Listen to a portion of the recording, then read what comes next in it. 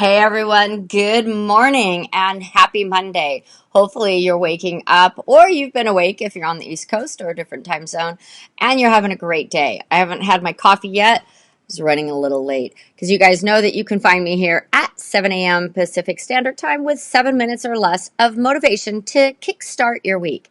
Now today we're going to talk about collaboration. I've been talking about collaboration off and on all year, and something happened over the weekend. I was like, yeah, collaboration. That is going to be a key word for 2020. And I want to talk to you guys about different ways you can collaborate with your different colleagues and maybe in different industries. So if you are currently collaborating with someone, can you tell us what you're collaborating on? Or maybe with who, if you can't share the project. So I realized this year I keep saying I want to collaborate more with people, and it's happening. So maybe just, putting it out there to the universe, as people say. Um, there's different ways that you can collaborate. You could collaborate on a book, maybe do a joint webinar, have guests on your live show, a course. Um, I do a few different types of collaborations. Obviously, when I have my guests on my shows, that's actually a little bit of a collaboration. But I'm looking at bigger collaborations for 2020. And so, collaborating on a course, doing a joint course with someone is a great way to collaborate. And why do you want to collaborate? Well, there's twofold. First, I always feel like two brains are better than one, right? You have different perspectives, you have different knowledge, different skill sets, different ways that you maybe teach, train, or talk. So by having different ways that you teach, train, and talk, you can relate to a wider audience. Also, you guys, let's be real. It reduces the workload if you collaborate with the right person. Now, I have done some collaborations in the past where people did not pull their weight. That's okay. It's learning experience. So you do really need to vet the person that you're going to collaborate with. Some collaborations that I've done, Amy Iron and I, when my Facebook page was chosen from Facebook for the community boost, we collaborated by making by sharing that out because Amy was an integral part of my Facebook page being chosen by Facebook. And then we kind of did like a meet and greet at the event. We've actually collaborated a few times. We'll do a live show after a conference. So if you're going to a conference, you guys collaborate.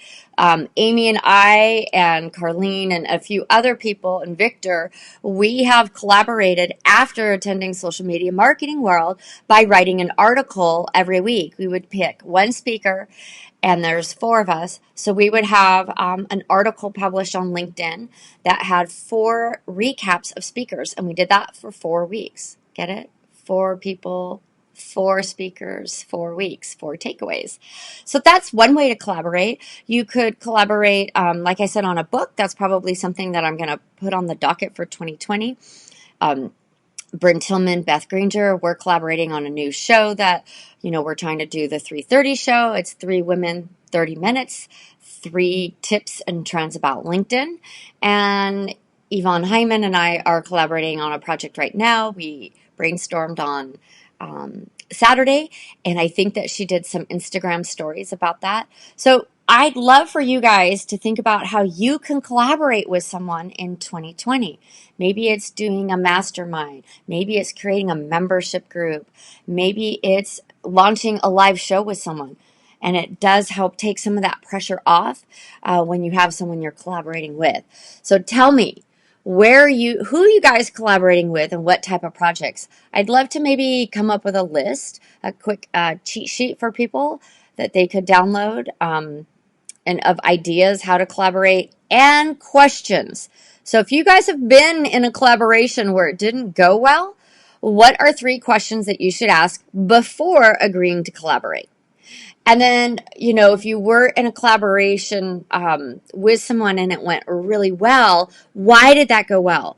Why don't we collaborate right now and share with everyone, 2 or 3 things that worked and 2 or 3 things that didn't? Because I think it's really important that we understand what questions we should ask, especially you guys, if there's money involved. Like if you're launching a product together, what's that split? Who's going to house that? Who's taking the payments? Like, those are some really important questions, right? If you're doing an online summit, do you get the email list? Are you collaborating with someone? What are you getting out of it? Because it's great to collaborate, but you really need to make sure there's a return on your investment, right?